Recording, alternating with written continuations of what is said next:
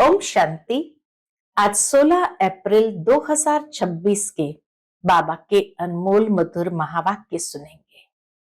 आज की मुरली से पहले गीत बजा है, मुखड़ा देख ले प्राणी चरा दर्पण में, कितना पाप है कितना पुण्य है। आज के बाबा के मधुर महावाक्य सेल्फ रियलाइजेशन के हैं, या ये कहे आत्मनिरीक्षण के हैं, जहां हम स्वयं में देखें कि हम कितने पुण्य आत्मा बने हैं पाप आत्मा से। ये तो बाबा कहे बच्चे जानते हैं कि हम आत्माएं ही सतयुग के अंदर सतो प्रधान थे, फिर धीरे धीरे सतो रजो तमो और अभी एकदम तमो प्रधान है। तो तमो प्रधान से सतो प्रधान बनना है तो बीच बीच में स्वयं को चेक करना आवश्यक है। दूसरी महत्वपूर्ण बात जो आज बाबा ने सुनाई कि आज की दुनिया के अंदर धर्म और कर्म का बहुत गहरा संबंध है। सतयुग के अंदर धर्म श्रेष्ठ थे तो कर्म श्रेष्ठ थे। धर्म श्रेष्ठ यानी जीवन की धारणाएं श्रेष्ठ थी, तो उन श्रेष्ठ धारणाओं के आधार पर कर्म भी श्रेष्ठ बनते गए। परंतु जैसे जैसे कलयुग के अंदर मनुष्य के धर्म भ्रष्ट यानी धारणाएं समाप्त हो गई, तो उनके कर्म में भी पाप कर्म अधिक होने लगे। इसीलिए बाबा आकर के हम बच्चों को सर्वप्रथम धर्म श्रेष्ठ बनाते हैं और धर्म श्रेष्ठ से कर्म श्रेष्ठ स्वतः बनते जाते हैं। तो धर्म और कर्म का आपस में बहुत गहरा संबंध है।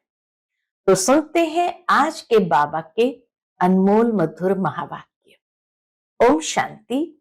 मीठे बच्चे, योग से ही आत्मा की खाद निकलेगी, बाप से पूरा वर्षा मिलेगा, इसलिए जितना हो सके योग बल बढ़ाओ, अंदर में योग बल बढ़ाओ। आज की मुरली से प्रश्न है, देवी देवताओं के कर्म श्रेष्ठ थे, अभी सबके कर्म भ्रष्ट क्यों बने हैं? उत्तर है, क्योंकि अपने असली धर्म को भूल गए हैं। आदि सनातन देवी देवता धर्म को भूल गए हैं। धर्म भूलने के कारण ही जो कर्म करते हैं वह भ्रष्ट होते हैं। बाप तुम्हें अपने सत धर्म की पहचान देते हैं, साथ साथ सारे वर्ल्ड की हिस्ट्री ज्योग्राफी सुनाते हैं, जो सबको सुनानी है। बाप का सत्य परिचय देना है। आज की मुरली से पहले गीत बजा है, मुखड़ा देख ले प्राणी जरा दर्पण में, कितना पाप है कितना पुण्य है। ओम शांति। ये किसने कहा और किसको कहा? बाप ने कहा बच्चों को, यह आत्मन मुखड़ा देख ले प्राणी। जिन बच्चों को पतित से पावन बना रहे हैं, बच्चे जान गए हैं हम भारतवासी जो देवी देवता थे वह अब 84 जन्म का चक्र लगाए, सतो प्रधान से पास कर सतो रजो तमो और अब तमो प्रधान बन गए हैं। तमो प्रधान बन गए हैं। अब फिर पतितों को पावन बनाने वाला बाप कहते हैं, अपने दिल से पूछो कि कहां तक हम पुण्य आत्मा बने हैं।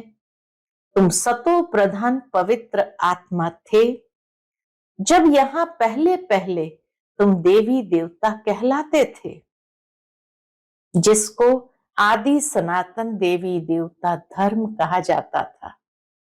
अभी कोई भारतवासी अपने को देवी देवता धर्म के नहीं कहलाते हैं। सतयुग में देवताएं पवित्र थे, पवित्र प्रवृत्ति मार्ग था, यथा राजा रानी तथा प्रजा पवित्र थे। भारतवासियों को बाप याद दिलाते हैं कि तुम पवित्र प्रवृत्ति मार्ग वाले आदि सनातन देवी देवता धर्म वाले थे। उसको स्वर्ग कहा जाता था, उस समय को स्वर्ग कहा जाता था। वहां एक ही धर्म था। पहला नंबर महाराजा महारानी लक्ष्मी नारायण थे, उनकी भी डिनाइस्टी थी और भारत बहुत धनवान था। वह सतयुग था, इतना धनवान था जो नाम ही था सतयुग। फिर आए त्रेता में, तब भी पूज्य देवी देवता व क्षत्रिय कहलाते थे। सतयुग से त्रेता में आए, तभी भी पूज्य देवी देवताएं क्षत्रिय कहलाते थे। वह लक्ष्मी नारायण का राज्य और वह सीताराम का राज्य। सतयुग लक्ष्मी नारायण का राज्य, त्रेता सीताराम का राज्य। वह भी डिनाइस्टी चली। जैसे क्रिश्चियन में एडवर्ड दी फर्स्ट, सेकंड ऐसे चलता है, वैसे भारत में भी ऐसा ही था। वैसे भारत में भी ऐसा ही था। 5000 वर्ष की बात है, अर्थात 5000 वर्ष पहले भारत पर इन लक्ष्मी नारायण का राज्य था। परंतु उन्होंने ये राज्य कब और कैसे पाया, ये कोई नहीं जानते। वही सूर्यवंशी राज्य फिर चंद्रवंशी में आए, क्योंकि पुनर्जन्म लेते लेते सीढ़ी उतरनी है। ये भारत की हिस्ट्री ज्योग्राफी कोई नहीं जानते, रचता है बाप। भारत की हिस्ट्री ज्योग्राफी कोई नहीं जानते। क्यों? क्योंकि रचता है बाप। तो जरूर सतयुगी नई दुनिया का रचता ठहरा। जब रचता कहते हैं तो कोई मनुष्य आत्माओं को रचने की बात नहीं है, लेकिन सतयुगी नई दुनिया का रचता ठहरा। बाप कहते हैं, बच्चे तुम आज से 5000 वर्ष पहले स्वर्ग में थे। ये भारत स्वर्ग था, फिर नरक में आए हैं। दुनिया तो इस वर्ल्ड की हिस्ट्री ज्योग्राफी को नहीं जानती। वह तो अधूरी, सिर्फ पिछाड़ी की हिस्ट्री जानते हैं। सतयुग त्रेता की हिस्ट्री ज्योग्राफी को कोई नहीं जानते। ऋषि मुनि भी कहते गए, हम रचता और रचना के आदि मध्यंत को नहीं जानते हैं। जाने भी कोई कैसे? बाबा कहे, रचता और रचना के आदि मध्यंत को कोई नहीं जानते, जाने भी कोई कैसे? बाप तुमको ही बैठ समझाते, क्योंकि उसको जानने वाला तो एक बाप ही है, जो कल्प के अंत में ही आकर के हम बच्चों को सुनाते। तो बीच में कोई कैसे समझ सकते? शिव बाबा भारत में ही दिव्य जन्म लेते हैं, जिसकी शिव जयंती भी होती है। शिव जयंती के बाद फिर चाहिए गीता जयंती, फिर साथ साथ होनी चाहिए श्री कृष्ण जयंती। गीता जयंती फिर कृष्ण जयंती। परंतु इस जयंती का राज भारतवासी जानते नहीं है कि शिव जयंती कब हुई। और धर्म वाले तो झट बतलाएंगे, बुद्ध जयंती, क्राइस्ट जयंती कब हुई। भारतवासियों से पूछो शिव जयंती कब हुई, कोई नहीं बताएंगे। शिव भारत में आया, आकर क्या किया, कोई नहीं जानते। शिव ठहरा सब आत्माओं का बाप। आत्मा है अविनाशी। आत्मा एक शरीर छोड़ दूसरा लेती है। ये 84 का चक्र है। शास्त्र में तो 84 लाख जन्म का गपोड़ा लगा दिया है। बाप आकर राइट बात बताते हैं। बाप के सिवाय बाकी सब रचता और रचना के लिए झूठ ही बोलते हैं, क्योंकि यह है ही माया का राज्य। पहले तुम पारस बुद्धि थे, भारत पारसपुरी था। सोने हीरे जवाहरों के महल थे। बाप बैठ रचता और रचना के आदि मध्य अंत का राज, अर्थात दुनिया की हिस्ट्री ज्योग्राफी बताते हैं। भारतवासी ये नहीं जानते कि हम सो पहले पहले देवी देवता थे, अभी पतित कंगाल इरिलीजियस बन गए हैं। पहले देवी देवता थे और अभी देखो पतित कंगाल इरिलीजियस बन गए हैं, अपने धर्म को भूल गए हैं। यह भी ड्रामा अनुसार होना है। तो ये वर्ल्ड की हिस्ट्री ज्योग्राफी बुद्धि में आनी चाहिए ना। ऊंचते ऊंच सर्व आत्माओं का बाप मूल वतन में रहते हैं, फिर है सूक्ष्म वतन। मूल वतन से नीचे फिर है सूक्ष्म वतन, और यह है स्थूल वतन। सूक्ष्म वतन में सिर्फ ब्रह्मा विष्णु शंकर रहते हैं, उनकी दूसरी कोई हिस्ट्री ज्योग्राफी नहीं है। ये 3 तबके हैं, 3 तबके, 3 फ्लोर है। गॉड इज वन, उनकी रचना भी एक है, जो चक्र फिरता रहता है। सतयुग से त्रेता, फिर द्वापर, कलयुग में आना पड़े। 84 जन्मों का हिसाब चाहिए ना, जो कोई भी नहीं जानते हैं, ना कोई शास्त्रों में है। 84 जन्म का पाठ तुम बच्चे ही बजाते हो। बाप तो इस चक्र में नहीं आते हैं, बच्चे ही पावन से पतित बन जाते हैं, इसलिए चिल्लाते हैं, बाबा आकर हमको फिर से पावन बनाओ। एक को ही सब पुकारते हैं। रावण राज्य में जो सब दुखी हो पड़े हैं, उनको आकर लिबरेट करो, फिर राम राज्य में ले जाओ। आधा कल्प है राम राज्य, आधा कल्प है रावण राज्य। भारतवासी जो पवित्र थे वही पतित बने हैं। वाम मार्ग में जाने से पतित होना शुरू होते हैं, भक्ति मार्ग शुरू होता है। अभी तुम बच्चों को ज्ञान सुनाया जाता है, जिससे आधा कल्प 21 जन्म के लिए तुम सुख का वर्षा पाते हो। आधा कल्प ज्ञान की प्रारब्ध चलती है, फिर रावण राज्य होता है, गिरने लग पड़ते हैं। तुम दैवी राज्य में थे, फिर आसुरी राज्य में आ गए हो, इसको हेल भी कहते हैं। तुम हेवन में थे, फिर 84 जन्म पास कर हेल में आकर पड़े हो। वह था सुखधाम और यह है दुखधाम। 100% इंसॉल्वेंट। 84 जन्मों का चक्र लगाते वही भारतवासी पूज्य से पुजारी बन गए हैं। इसको ही वर्ल्ड की हिस्ट्री ज्योग्राफी कहा जाता है। यह है सारा तुम भारतवासियों का चक्र। और धर्म वाले तो 84 जन्म नहीं लेते हैं, वह सतयुग में होते ही नहीं, तो इसीलिए द्वापर के बाद आए तो 84 जन्म उनके होते ही नहीं। सतयुग त्रेता में सिर्फ भारत ही था। सूर्यवंशी, चंद्रवंशी, फिर वैश्यवंशी, शूद्रवंशी, अभी फिर तुम आकर ब्राह्मण वंशी बने हो। देवता वंशी बनने के लिए ब्राह्मण वंशी बने हैं, देवता वंशी बनने के लिए यह है भारत के वर्ण। अभी तुम ब्राह्मण बनने से शिव बाबा से वर्षा ले रहे हो, बाप तुमको पढ़ा रहे हैं 5000 वर्ष पहले मुआफिक। कल्प कल्प तुम पावन बन फिर पतित बनते हो, सुखधाम में जाकर फिर दुखधाम में आते हो, फिर शांति धाम में जाना है, जिसको निराकारी दुनिया कहा जाता है। आत्मा क्या है, परमात्मा क्या है, ये कोई भी मनुष्य नहीं जानते हैं। आत्मा भी एक स्टार बिंदी है। कहते हैं भ्रुकुटी के बीच में सितारा चमकता है। छोटी सी बिंदी है, जिसको दिव्य दृष्टि से देखा जा सकता है।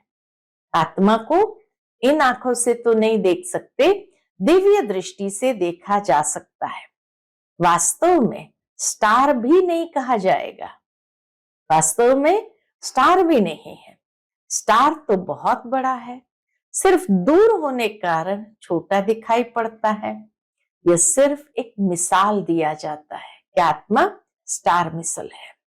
आत्मा इतनी छोटी है जैसे ऊपर में स्टार छोटा दिखाई पड़ता है।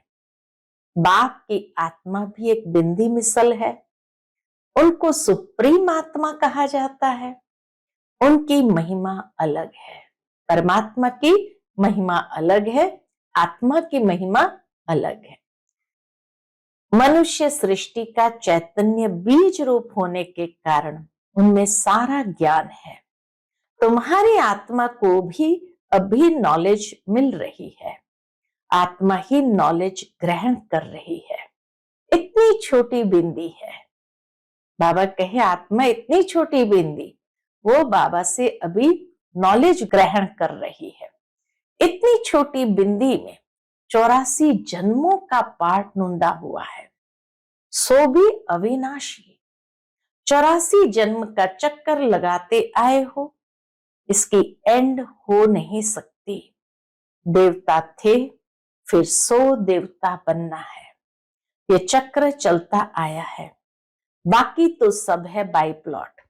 इस्लामी, बौद्धि आदि कोई 84 जन्म नहीं लेते हैं। यही सतयुग भारत में राइटियस सॉल्वेंट था। फिर 84 जन्म ले विशस बने हैं। यह विशस वर्ल्ड है। 5000 वर्ष पहले प्यूरिटी थी, पीस भी थी, प्रॉस्पेरिटी भी थी। 5000 वर्ष पहले भारत में प्यूरिटी, पीस, प्रॉस्पेरिटी सब था। बाप बच्चों को याद दिलाते हैं, मुख्य है प्यूरिटी। इसलिए कहते हैं विश्वस को वाइसलेस बनाने वाले आओ। बाबा की महिमा में गाते ही है, विश्वस को वाइसलेस बनाने वाले आओ। वही सदगति देने वाला है, इसलिए वही सतगुरु है। अभी तुम बाप द्वारा बेगर टू प्रिंस बन रहे हो, अथवा नर से नारायण, नारी से लक्ष्मी बनते हो। तुम्हारा यह राजयोग है। भारत को ही अब बाप द्वारा राजाई मिलती है। आत्मा ही 84 जन्म लेती है। आत्मा ही पढ़ती है शरीर द्वारा। शरीर नहीं पढ़ता है, आत्मा संस्कार ले जाती है। मैं आत्मा इस शरीर द्वारा पढ़ती हूं। आत्मा कहती है मैं इस शरीर द्वारा पढ़ती हूं। इसको देही अभिमानी कहा जाता है। देह का भान नहीं है। मैं आत्मा, ये शुद्ध नशा है, तो इसको देही अभिमानी कहा जाता है। आत्मा अलग हो जाती है तो शरीर कोई काम का नहीं रहता है। आत्मा कहती है अब मैं पुण्य आत्मा बन रही हूं। मनुष्य देह अभिमान में आकर कह देते हैं यह करता हूं। तुम अभी समझते हो हम आत्मा है, यह हमारा शरीर बड़ा है। परमात्मा बाप द्वारा मैं आत्मा पढ़ रही हूं। बाप कहते हैं मां में कम याद करो। तुम गोल्डन एज में सतो प्रधान थे, फिर तुम्हारे में अलॉय पड़ी है। खाद पढ़ते पढ़ते तुम पावन से पतित बन पड़े हो। अब फिर पावन बनना है, इसलिए कहते हैं अब फिर पावन बनना है, इसीलिए कहते हैं हे पतित पावन आओ, आकर हमको पावन बनाओ। तो बाप राय देते हैं। क्या राय देते हैं? हे पतित आत्मा, मुझ बाप को याद करो तो तुम्हारे से खाद निकलेगी और तुम पावन बन जाएंगे। उनको प्राचीन योग कहा जाता है। इस याद अर्थात योग अग्नि से खाद भस्म होगी। मूल बात है पतित से पावन बनना। मूल बात है ये पतित से पावन बनना। साधु संत आदि सब पतित है। पावन बनने का उपाय बाप ही बताते हैं।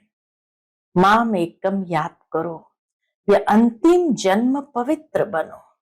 खाते पीते चलते फिरते माम एकम याद करो, क्योंकि तुम सब आत्माओं का माशुक मैं हूं। तुम सब आत्माओं का माशुक मैं हूं। तुमको हमने पावन बनाया था, फिर पतित बने हो। सब भक्तियां आशिक है। माशुक कहते हैं कर्म भी भल करो। बुद्धि से मुझे याद करते रहो तो विकर्म विनाश होंगे।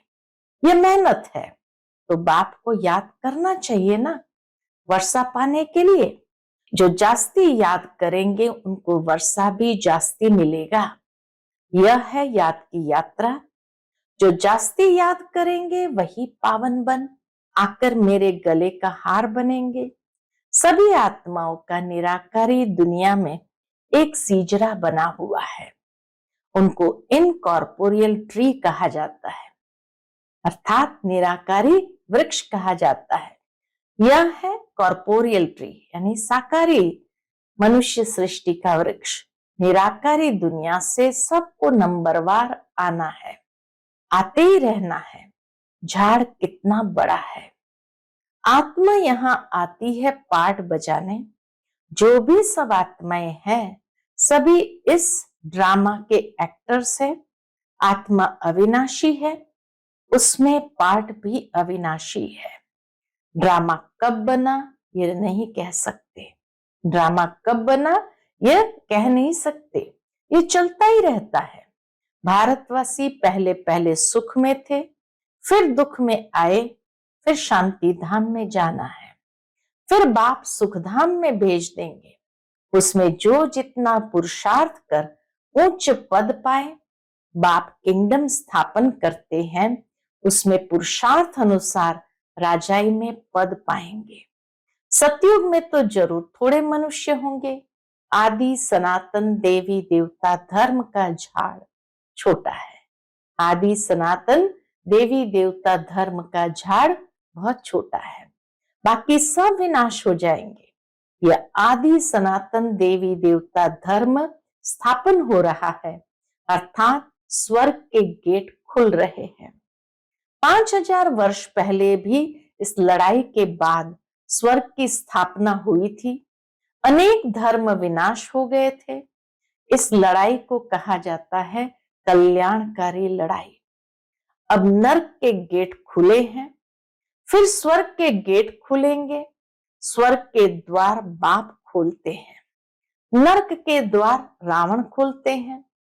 बाप वर्षा देते हैं, रावण श्राप देते हैं।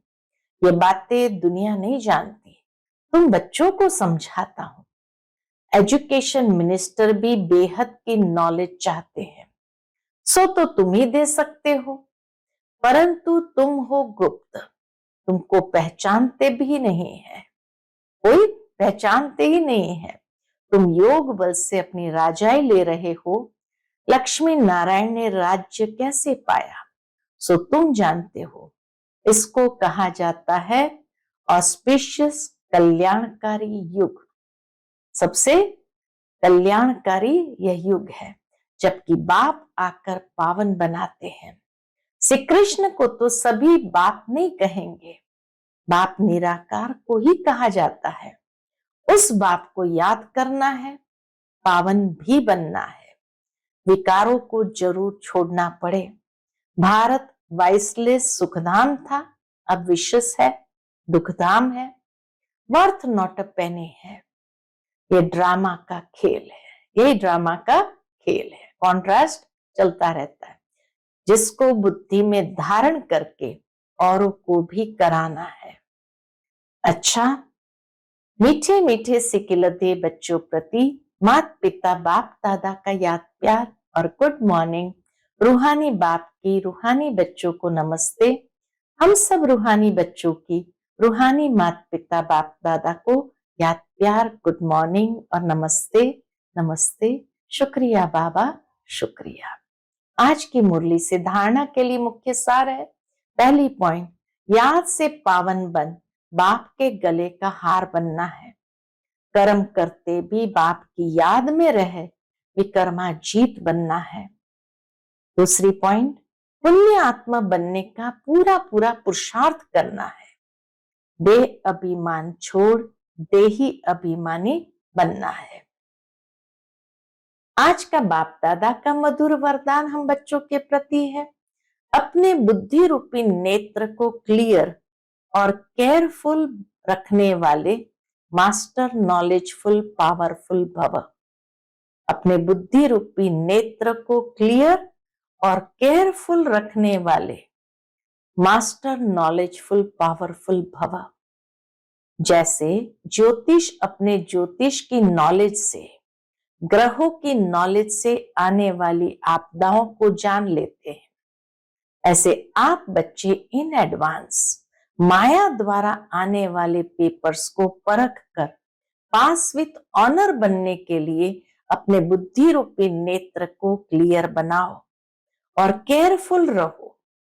दिन प्रतिदिन याद की व साइलेंस की शक्ति को बढ़ाओ तो पहले से ही मालूम पड़ेगा कि आज कुछ होने वाला है। मास्टर नॉलेजफुल पावरफुल बनो तो कभी हार नहीं हो सकती। मास्टर नॉलेजफुल और पावरफुल बनो तो कभी हार नहीं हो सकती। आज का स्लोगन है, पवित्रता ही नवीनता है और यही ज्ञान का फाउंडेशन है। पवित्रता ही नवीनता है और यही ज्ञान का फाउंडेशन है। आज का व्यक्त इशारा, महान बनने के लिए मधुरता और नम्रता का गुण धारण करो। उसके अंतर्गत बाबा कहते, आप बच्चों की चलन में मधुरता और मनसा में बेहद की वैराग्य वृत्ति हो। चलन में मधुरता और मनसा में बेहद की वैराग्य वृत्ति हो, दोनों स्मृति रहे तो पास विथ ऑनर्स बन जाएंगे। मधुरता और नम्रता, इन विशेष दो धारणाओं से सदा विश्व कल्याणकारी महादानी वरदानी बन जाएंगे और सहज ही स्नेह का सबूत दे सकेंगे। सहज ही स्नेह का सबूत दे सकेंगे जब ये दोनों विशेषताओं को धारण कर सदा विश्व कल्याणकारी महादानी वरदानी बन जाएंगे तब। अच्छा, ओम शांति।